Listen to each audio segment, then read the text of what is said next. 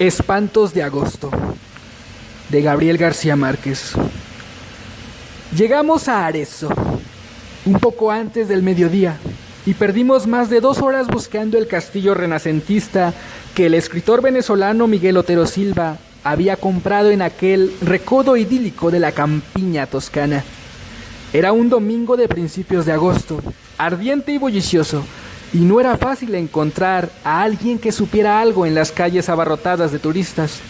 Al cabo de muchas tentativas inútiles, volvimos al automóvil.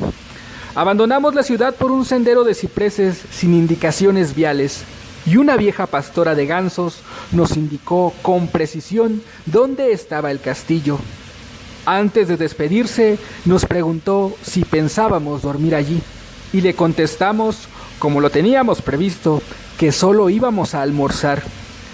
Menos mal, dijo ella, porque en esa casa espantan. Mi esposa y yo, que no creemos en aparecidos del mediodía, nos burlamos de su credulidad, pero nuestros 2 hijos, de 9 y 7 años, se pusieron dichosos con la idea de conocer un fantasma de cuerpo presente.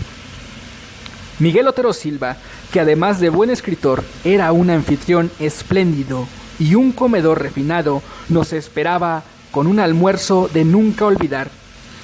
Como se nos había hecho tarde, no tuvimos tiempo de conocer el interior del castillo antes de sentarnos a la mesa, pero su aspecto desde fuera no tenía nada de pavoroso, y cualquier inquietud se disipaba con la visión completa de la ciudad desde la terraza florida donde estábamos almorzando. Era difícil creer que en aquella colina de casas encaramadas, donde apenas cabían 90,000 personas, hubieran nacido tantos hombres de genio perdurable. Sin embargo, Miguel Otero Silva nos dijo, con su humor caribe, que ninguno de tantos era el más insigne de Arezzo. El más grande, sentenció, fue Ludovico. Así, sin apellidos, Ludovico, el gran señor de las artes y de la guerra, que había construido aquí un castillo, el castillo de su desgracia, y de quien Miguel nos habló durante todo el almuerzo.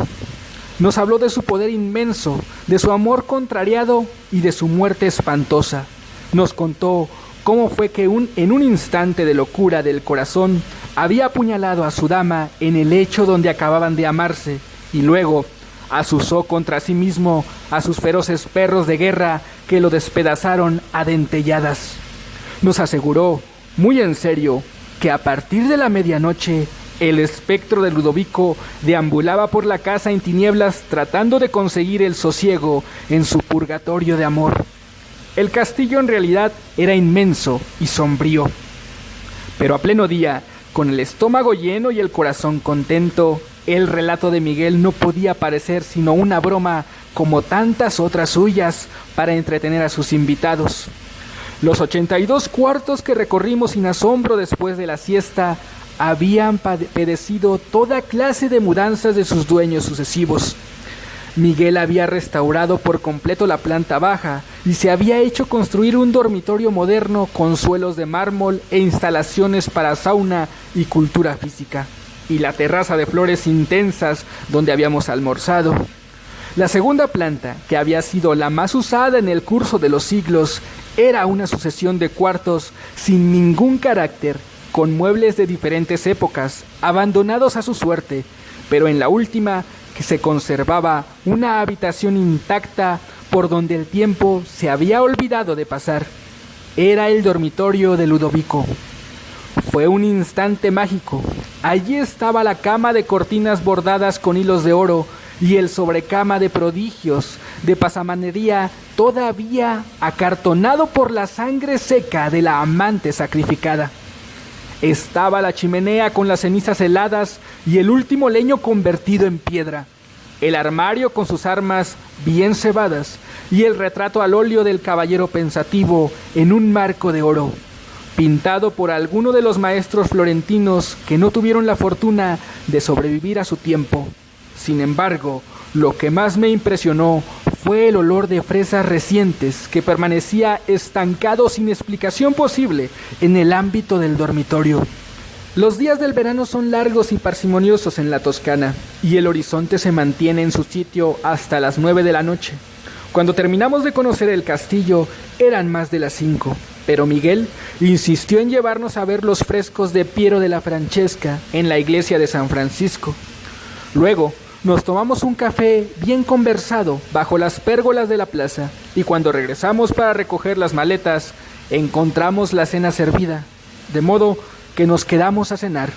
Mientras lo hacíamos, bajo un cielo malva con una sola estrella, los niños prendieron unas antorchas en la cocina y se fueron a explorar las tinieblas en los pisos altos. Desde la mesa oíamos sus galopes de caballos herreros por las escaleras, los lamentos de las puertas, los gritos felices llamando a Ludovico en los cuartos tenebrosos. Fue a ellos a quienes se les ocurrió la mala idea de quedarnos a dormir. Miguel Otero Silva los apoyó encantado y nosotros no tuvimos el valor civil de decirles que no. Al contrario de lo que yo temía, dormimos muy bien. Mi esposa y yo en un dormitorio de la planta baja y mis hijos en el cuarto contiguo. Ambos habían sido modernizados y no tenían nada de tenebrosos.